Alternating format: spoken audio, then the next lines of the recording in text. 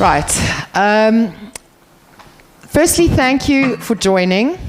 I started by saying this is a conversation that's close to my heart, and it really is. It's difficult to find the balance between having a conversation about the subject matter, because at the end of the day, all three of these panelists are subject matter experts, and they have expertise in their various roles, but they're also women. And I don't know if anyone's actually read what the lanyard said. You all have this pink lanyard. Have you actually read what it says on your lanyard? It says, digital expertise is made of human skills. And there's this human, so thank you Digital Virgo for sponsoring the lanyards, but I just saw this and I was like, that's it, right? Because underneath this layer of our digital experience and who we are as professionals, we're also all just humans. So we cannot entirely remove this element of what does that mean being a female human and being a woman. So joining me today here, please introduce yourselves. Thank you very much, Mmabotho, Bola, Oreratile. You have to excuse me, I know them as Mubs and Ray, and Bola. But please introduce yourselves, tell the audience who you are, what you do, and then we'll start our conversation. Thank you. It's a long press button, and then it goes on. When you see the green light, you're good. Okay, cool. Am I on? Well, thank you so much, Anzelle, for that. So my name is Mmabotho Sehube. I am the business development manager for Gameloft, looking at SSA, what we actually call English-speaking Africa, right? Yeah, I think. and Gameloft, for those who don't know, I know we're assuming everyone knows what Gameloft does. I like to assume everybody knows what Gameloft is. But Gameloft is basically a gaming development company, first and foremost. But you know, we create our own games, we get licensing to create games, and we partner with great telcos in terms of just distributing the catalog that we have. Yeah, so that's me. Thank you. Okay. Hello, everyone. It's lovely to be in Nairobi, actually. It's my first time in Nairobi, so yeah, I'm really happy to be here. My name is Bola Afuye. You know, if I tell my full name, it's very complicated, so Bola is fine. I work for TPay. I look up, you know, after Sub-Saharan Africa, and basically TPay Mobile is described as a merchant aggregator that enables digital merchants really in markets. We're kind of strong across many regions, but we're trying to grow our Sub-Saharan African business. So yeah, it's really exciting to be here and meet everybody. Thank you. Thanks. Thanks. Hi, everyone. My name is Oreratile Itumeleng, also known as Ray. So I am the Digital Strategy, Integration and Go-to-Market Manager at MTN. Complex name, but what it really means is from a digital services perspective, my role is to define the strategy and value propositions that go into our core prepaid and postpaid segments. So I'll talk a little bit more on that with the frame of the women segment. And I work for MTN. MTN is Africa's largest telco. We have just under 300 million subscribers across the continent. I've interfaced with many of you in the various roles you do. And I'm very excited for this conversation. I'm also excited to see there are some women in the room. You know, there's good representation in the space we are. It does not happen often. So thanks, Anzelle and organizers, for being very intentional about that, because it's very important to bring different voices and perspectives. Absolutely, and I like that you, one would almost think it was rehearsed, it wasn't, but that segues beautifully the different perspectives into what I was about to say, which is, if anyone was paying attention, you would have noticed that it is a gaming or content provider, a payments aggregator, and an MNO. So we also, between our three panelists, cover the spectrum of service delivery within the business model that is digital content monetization. So that's excellent.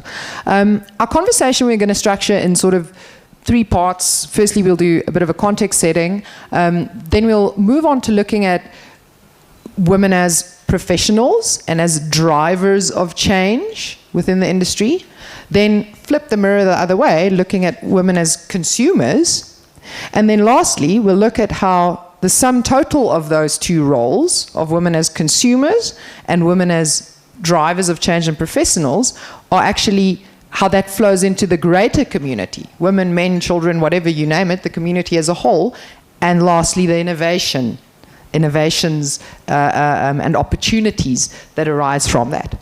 So Bola, please start by setting that context for us. Looking back the last 5 to 10 years, I know it's a long time to look back, but cast the audience back a couple of years and tell us how, just like on a day-to-day basis, the role of women has changed. Yeah, thank you, Anzelle. I've been in the industry quite a while, and just looking back, it's very comforting to see where we've gone or where we are going as an industry, right? And I think women play a crucial role in that. First thing is just look around the room. I remember looking, if I'd looked back 5 years ago, 10 years ago, what would this room have looked like, right? And I think that's the first thing, and it's a great thing, because I think when women are at the table, it shapes the conversation in somewhat different form. And 50 years ago, we wouldn't have been allowed in the room. Yes. Thank you. Well, maybe not 50 years ago, maybe not in Nairobi. It's worth saying. It's worth saying. 150. But I think it's really exciting for me to see that we're almost not even needing to have that conversation about, is there a woman present, or are there women in the room? Because they are. Increasingly, you're seeing women at the forefront, at the center. I think they've been very instrumental to where digital financial services generally has gone, or the entire digital ecosystem. And so you're seeing women driving leadership, women are creating great products, women are driving innovation because they're bringing to the table use cases perhaps that our gender counterparts might have thought about. And that's very exciting. At TPay, for example, we see a lot of women leading product innovation, creating new products. We see women leading strategic initiatives. And the difference I think that women bring to those conversations is that they just make it more robust, right? They're able to think about different settings, and so that enables the creation of just better, more robust products, better in terms of UX, better in terms of not just what use cases they answer. It's almost everywhere. And so I always think women bring a lot of value to the table, and that should not be underestimated. But I think also as users or consumers of services, I think women they're doing a great job in not just driving how we use products, how we drive education, how we drive adoption. And so I think it's a very central part of the conversation. Thank you. So moving towards industry participation of women. When we have this conversation around, ceilings and barriers and whatever, Mubs, can you highlight some examples of barriers that still exist? It might be, an uncomfortable conversation, or it might be difficult to point them out right and go, this is what's difficult for us. I know I can point to examples from my own, especially younger in my career, or examples where was just assumed that you're in the room to make the tea or whatever. Can you point to any examples, Mubs? Yeah, absolutely, right. I think in terms of tech, well, actually just any industry, right, that is fully male dominated. There isn't really an industry that women are the drivers of anything, right? It's always hard to break in because it really is a boys' club. It's a closed network. Women are mostly there to kind of do the heavy lifting, the operations, to manage the projects, but never get the credit for the work that they do. We never get the mic. We never get the title. And it's become such a frustrating issue, especially in this day and age, Not only in the fact that we're doing all the hard work, but also in terms of the policies that have been put together, that makes it very hard for a woman to come in and be like, I want to be CEO. But the policy doesn't allow that. I have to choose between, being on the business side or being a mother or the family, and policies don't allow you to really juggle the two, manage the two, which is ridiculous. So policy is one barrier. That's a good point. So policy is a big barrier.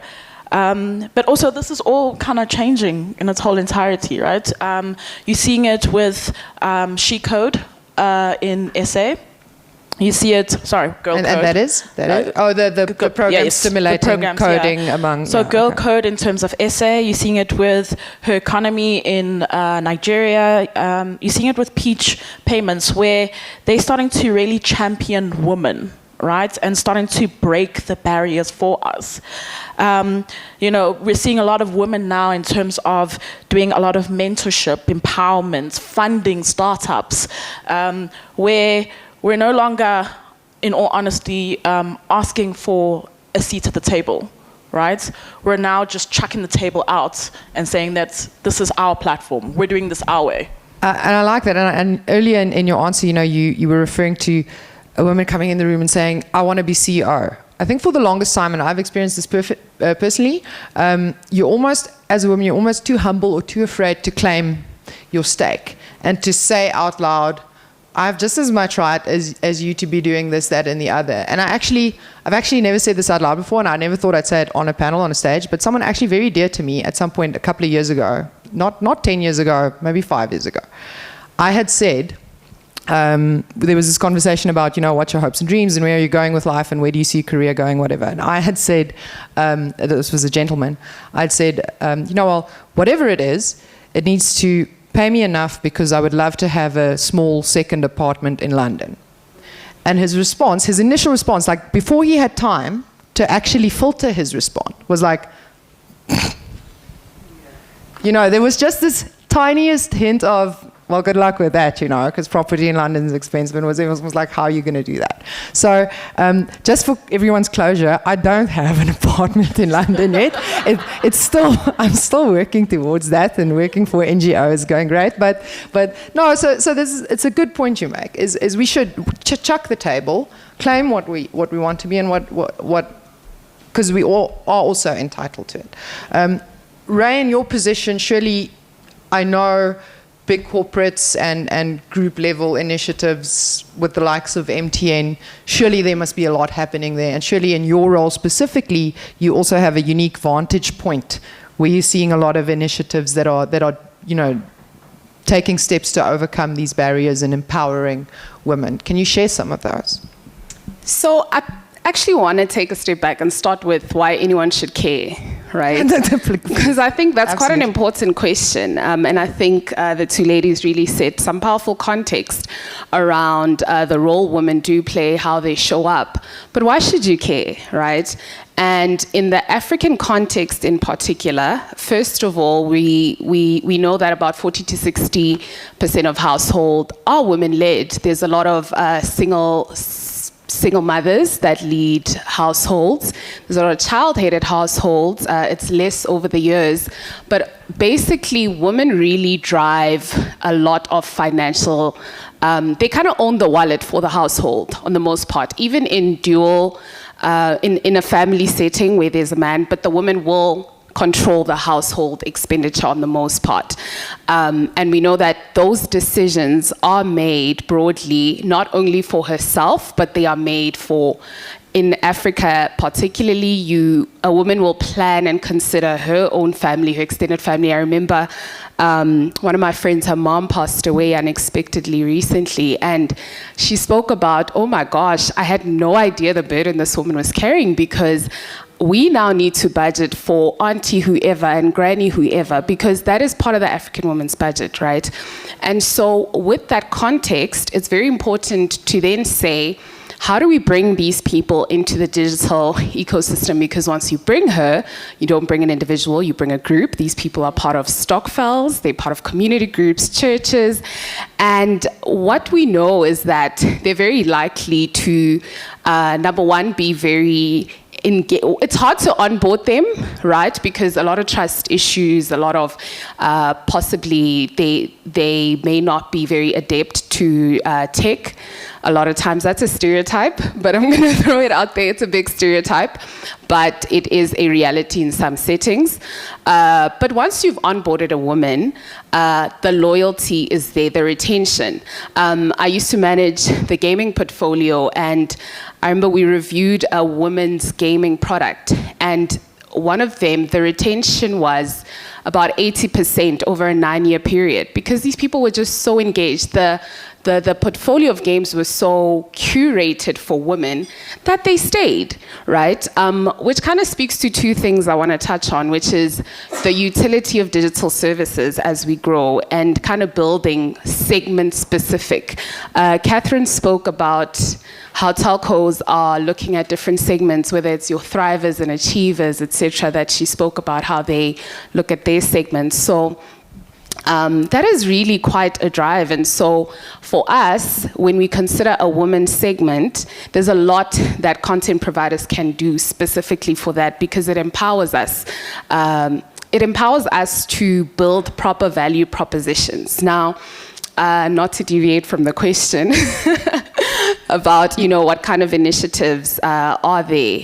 I think if you look at the GSMA, for example, from a policy perspective, the MTN group president and CEO was recently appointed as the deputy chairperson for the global GSMA. But that's a really big step forward for Africa, because it means at a policy level, in how policies are made for digital inclusion, Africa has a seat at the table. It has a voice. So initiatives like that do have, there's a GSMA woman specific initiative. At MTN specifically, we have a he for she initiative. We have targets that are linked to ensuring that what is a he for she? In Amsterdam, that's a bathroom.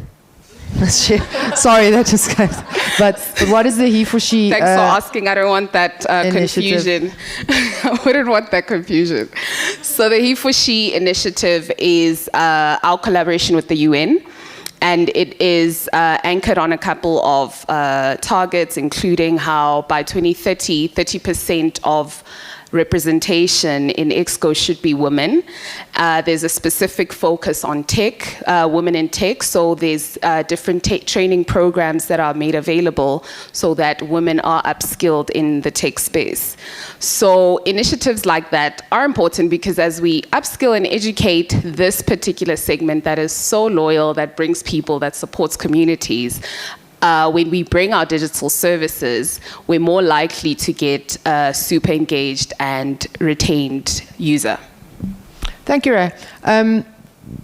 Just going back on something that was part of the first part of your answer, you said women are often in the household, the owner or the manager of the wallet. Let's zoom in perhaps to a Nigerian example, if you could, Bola. Women then in this role as consumers and as managers almost of the communal household. How does that translate into things like payment trends, not only in wallets but also in DCB? What do you see from an aggregated point of view in terms of your actual data and trends? Yeah, I think you've made some really good points that actually point towards that. But let's look at the whole issue of financial inclusion initially, right? In the African context, the woman is really important because the African woman generally, is the holder of the household purse. She determines how it's spread. She determines how it's, how it's used, etc. Historically, she probably didn't have access. She couldn't reach these services. She's probably, carrying cash, hiding it in the mattress, trying to wait for, just literally doing it physically. That brings with it, with it some challenges like security, like making sure that she can, grow her wealth, build her business, because a lot of African women are also very entrepreneurial in nature, right? And so when you think about what the evolution of the industry has done to her as the woman, what it has done is really carried entire communities along. And in Nigeria, for example, so imagine you're in a rural setting, you're a woman, your nearest bank, right, is many, many kilometers away. That completely excludes you. And so with the presence of digital financial services, suddenly you have access. And you think it's a simple thing, it's not. Suddenly a woman can suddenly she can stand up for herself. Imagine a situation where you're only dealing with cash, having to wait for my Ogada husband to come and do everything for me. There's so many risks attached to that, right? The minute you can stand up for yourself, the minute you're able to access it yourself, create an account in your own name, not have to go, before you had to go walk several kilometers, not really safe. You have a baby on your back, perhaps you need to worry about cooking dinner. It sounds very mundane, right? But these are the basic issues that women face. Suddenly I have an agent that is just 2 minutes away from me. I probably know their name, probably know, have their number. I can call them to help me do this transaction quickly. Suddenly I'm in control of my own destiny. And that sort of changes an entire community. Because women at the heart of it are huge influencers. They're community influencers. Also, the minute they understand and you've built trust, and it's hard to build initial trust, right? But the minute you get her trust, she carries everybody along. And so as a woman, the minute I know, I like this tool, it works for me, I get it, I understand how to use it, what do? I teach my children, I teach my cousins, I teach my aunts, I teach my uncles, because remember, I'm responsible for quite a huge network of people around me, not just my immediate family, my extended family, my neighbor, I'm probably looking after their children, and so it's a big web. And once you get a woman, you get an entire community.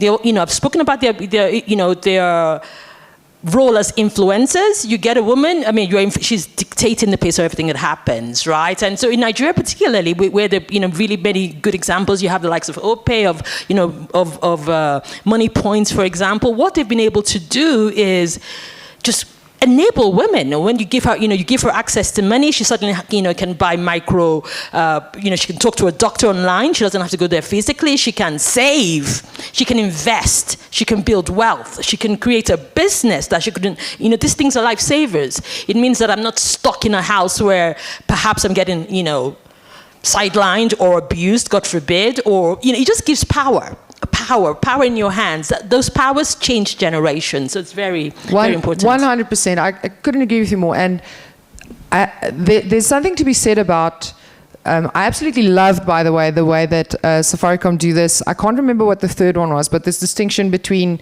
achievers and risers and whatever. And yes, by virtue of being in this room and whatever, and everyone having an iPhone 15, we are achievers. I understand that. But I don't think not everyone in this room used to be that, right? We didn't all come out of the womb empowered or privileged to a degree, yes, but some of us maybe started with very small salaries, studying, having to work 2 jobs to study, whatever the case may be. I, for one, remember very well when I got my first salary, the coolest thing about it was that it gave me choice. Because that's what having, it's relative how much to you is a lot of money, right? Or how much to you is having a lot of means. Means is relative or is subjective. But the one thing it always has in common is it allows you choice. And the moment you have the choice to go, okay, so tonight I don't have to be dependent on, and I'm sorry if this is a harsh example, but let's look the realities in the face here. Tonight I don't have to wait at home for my partner or husband or whatever to come home when I know perhaps the situation is not safe, because I have enough money to take the bus to my sister or to book a hotel room or whatever the case may be. Like, it's mind-blowing the change that makes. So on to slightly lighter subject matter, but not less relevant, let's look at the gaming sector and let's look at the digital content sector. So we've spoken now about how the payment methods itself and how women's roles as consumers and professionals influence the payment landscape and vice versa. But let's look at the content landscape, please, Mabs. In terms of digital content, not only what Gameloft are working on, but also what you're seeing. I mean, you're also on the board of WASPA, the South African self-regulator, so that also gives you a vantage point. Are there any particular trends or services that you see from a digital services side, either by women or for women? Yeah, no, absolutely. Right, Anzelle. And I think, Bola and Ray have touched on some great topics up here. And I want to elaborate further in terms of what they've already said. Women are very intentional spenders because they, hold the household budget, right? And a subscription of, a 5 Rand subscription for them it needs to be justified. It's not really about how I spend, but why do I spend? And especially now with the economy being as it is and every cent really counting, it's very important for us, right, to also be strategic in terms of how we serve content. two females, two women, to kind of have them say, yeah, you know what, that's worth it, right? Yeah. So like one of the biggest trends that we are seeing across the continent, right, are bundles. Bundles in terms of, whether it's SMS, voice, or data, bundled with a content. So content plus a little perks really helps, right? And then with women, it's not just entertainment in terms of gaming, but also in terms of wellness, health, medical, job tips, content that, like social content, content that really helps them, that empowers them, that helps the household, that helps their neighbors. And, just to add on to the points that my colleagues have also said up here, in terms of, it's really about the community. You get one woman and you get a community, because it really is, the spread of word of mouth. If it's easy for me to use, it's definitely easy for the next person to use. And if it works for them, it'll definitely most likely work for me. So in terms of that, it really is having to be mindful in terms of how bundles are put together, in terms of the content, and that's what we're seeing a lot in terms of the continent at the moment. I love that you're referencing bundling again, because it did come up in one of our earlier sessions as well, and there really is a trend towards it. And I think a part of why bundling is becoming so popular is the moment indeed you're bundling something, it also increases the you're paying for it one way around or the other. It's not like if there's 3 services in a bundle, one of them is free. But the perception of value is certainly, and like you say, women very intentional spenders, very deliberate, probably will deliberate a longer time before completing a purchase. So something being bundled, I think, inherently helps, that purchase being taken over the line. Yeah, absolutely. And, it's not just value, right? It's value for money. It perceives that, right? It's like I'm getting more for my buck. Yeah. And that's very important, because like you just then be like, oh, you know what? I feel like playing a game. I can justify this R5 because not only am I getting a game, but I'm also getting data. Yeah, like exactly. it works all around, right? Yeah, exactly. And that's like very important. Thank you. So keeping with women as consumers, and influencers of payment. Ray, you know what's coming next, because so Ray was also a guest of ours at last year's Cape Town session, and at some point our conversation went to the topic of education, and not education in the sense of how it came about in the previous panel, when Eric rightfully said, who are we as CPs to educate operators, this, that, and the other. No, education in the literal sense, as in a teacher educating a child, or a community leader educating the community or a group of women or whatever. We've already seen earlier that every day someone is picking up a smartphone for the very first time, right? That might not necessarily know that they're entering into a subscription service or whatever. So what role does education play in this whole sort of upward trend and empowerment journey and whatever that we're discussing here, right?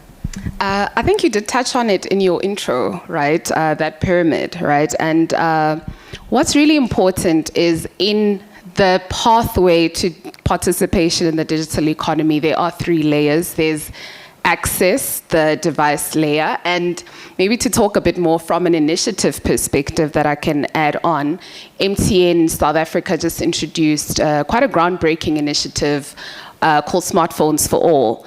And that gives people who are on 2G and 3G, who've been on our network for a long tenure, the opportunity to get a smartphone for 99 Rand, that's less than $6. So it's just to make sure that we're trying to do so much. We're bringing content, we're bringing fintech, we're bringing but people don't have the basic access to the device. So that's a big cornerstone of people participating in the digital economy. What that unlocks is that now that you've actually got the thing, I can tell you, hey, this is actually how you make a email address. This is how, that's the education that comes, because sometimes, and coming back to the idea of different segments in the market, we are here in a certain market segment, and you take for granted that people even know how to log in or be cyber aware to lock their phone, hide their passwords, not make it password one, you know? So we take those things for granted. And so there's a big role and responsibility around digital literacy that is a big blocker for women participating, because if we try to come right at the end to say, here are our solutions, here's our content, here's this great stuff, but the fundamentals are not in place, because I'm not even comfortable setting up my own Netflix account. I'm not comfortable pressing, I forgot my password. What's going to happen if I do that? Yeah. You know, so that's the role of trust and education. Then the trust element comes in to say, once people are comfortable, they're more digitally savvy. Digital savvy, it's quite a spectrum, right? And we're all on it. Some of us are trying to upskill on AI, etc., but there are people who literally on 2G and they've been for 10 years, right? So, I think there are a couple of stakeholders, but I think there's a lot that can be done in terms of the education, especially by us who are in the content space. We demand so much from the customers, but we give very little back, I think, in terms of educating them. I absolutely love this reference of yours to digital literacy being a spectrum, right? So we tend to assume a lot. Here's another practical example. My mother, she's from a smallish town in South Africa, Randfontein, you will know it. Anyway, she's an entrepreneur, she's well known in the local community, started a business small a couple of years ago, it's doing really well. But it's a tangible business, so it's nothing with online to do, like it's to do with battery recycling, whatever. So a good businesswoman, but when she came to visit me in the Netherlands, she was very excited. She'd been saving money to buy plane tickets. She was unable to log on to KLM's website, book a plane ticket, because it's a complicated thing to do. Booking a plane ticket is a complicated thing to do, right? And it's not like she's super old. So you would think, okay, well, established entrepreneur, you should be able to do this. I had to actually call, FaceTime, video call, walk her through the steps, whatever. Now imagine if, when we are targeting as content providers, when we're targeting consumers, we tend to say, show my ad to everyone that is on net 3G Safaricom. Or show my ad to everyone that is this, or in this IP range or whatever. That's what we use to target. But imagine if digital literacy level was also a range we could use when we're targeting advertising. So that our content services, it literally just sparked with me, but thank you. It was the result of this conversation. Anyway, so I think there's something to be said for that. I think we should. Or maybe if we also, in pushing our content, we just educate, hey, if you want to log on, here's a little short tutorial. We really take that for granted, particularly in Africa. Exactly, or what Eric was referring to earlier, where oftentimes with unsubscription services, especially in Africa where USSD is still common and loved and liked. I saw this in South Africa the other day. I subscribed to a service I was testing, and I got the welcome message or whatever, and it said, to unsubscribe, dial *136*442211, blah, blah, blah, blah, blah, super long USSD string. But if we do a simple bit where in the welcome message already you could say, everyone is familiar with the term manage your subscription. Manage it, here's a link, manage it there. And people know by now, except maybe my mother, in fact, also my mother, I think would know that manage your subscription also means unsubscribe, request, whatever. Okay, so coming back to at least the script, the last point on the community impact and the actual innovations that can come out of this role of women as professionals, but also as consumers. Mabs, can I ask you, looking ahead,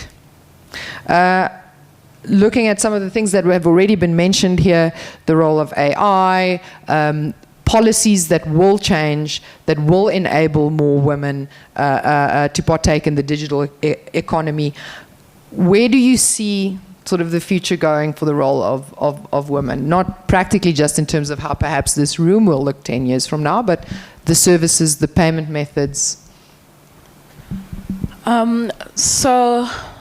Tech is great, right? Tech is evolving, AI is coming to play.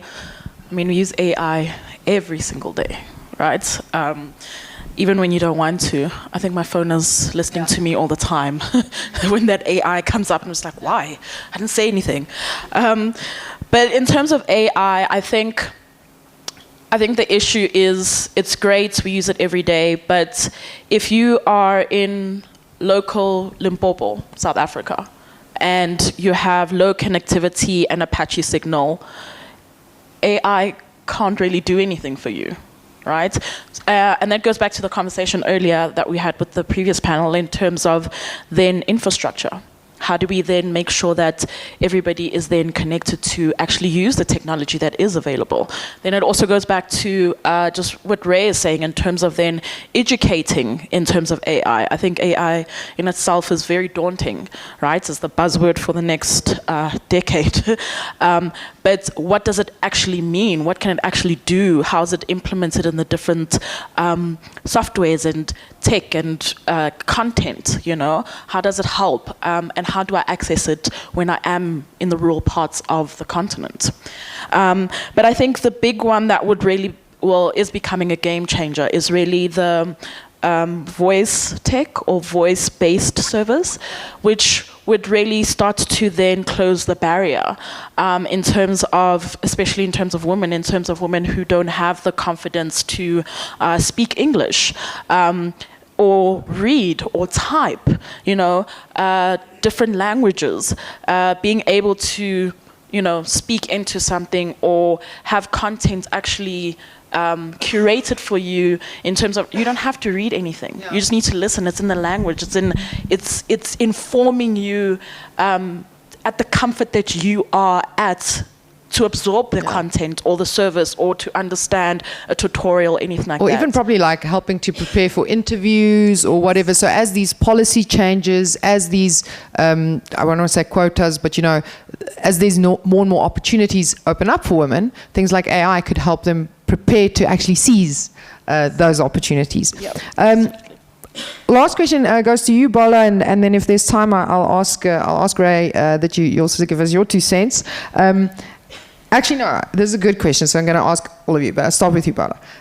One piece of advice.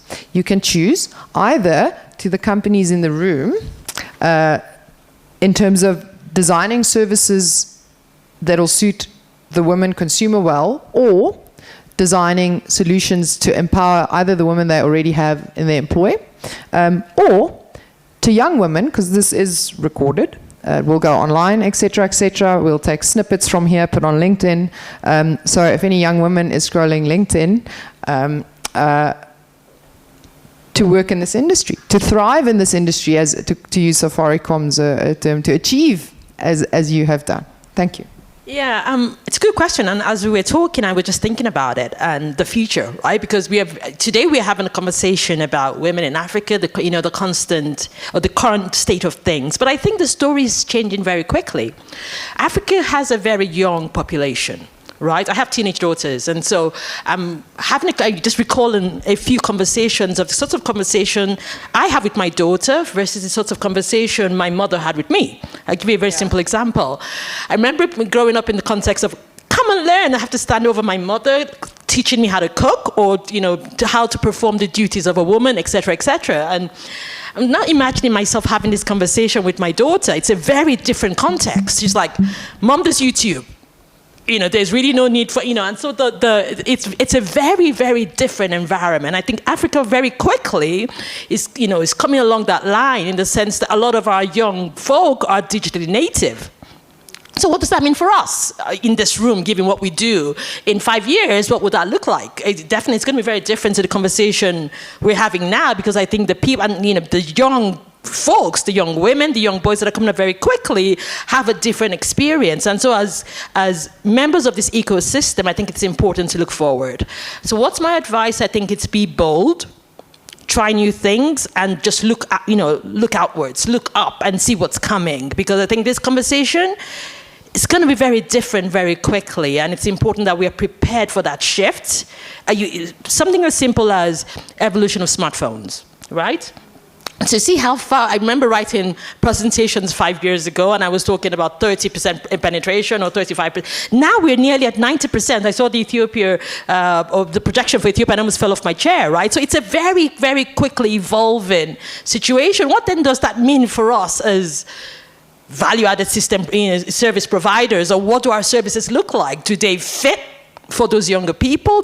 What do they look like for my daughter who's 16 now? She's probably not going to be consuming the kind of content that I consumed, a few years ago. And so I think it's important to start thinking about that now and creating products and services that map that. So my advice, be bold.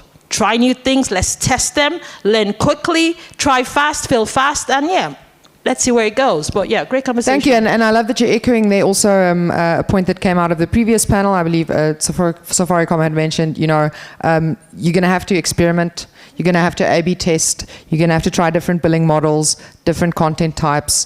Don't be afraid to experiment, and that's what you're echoing, is be bold. Ray, anything to add? Any pearls of wisdom, please? Just a quick one. In Africa, there's a saying, nothing about us without us. And I think that's very important. Let the women join the room. Let young people join the room. Let diverse people join the room. Let disabled people join the room, right? So that's one point.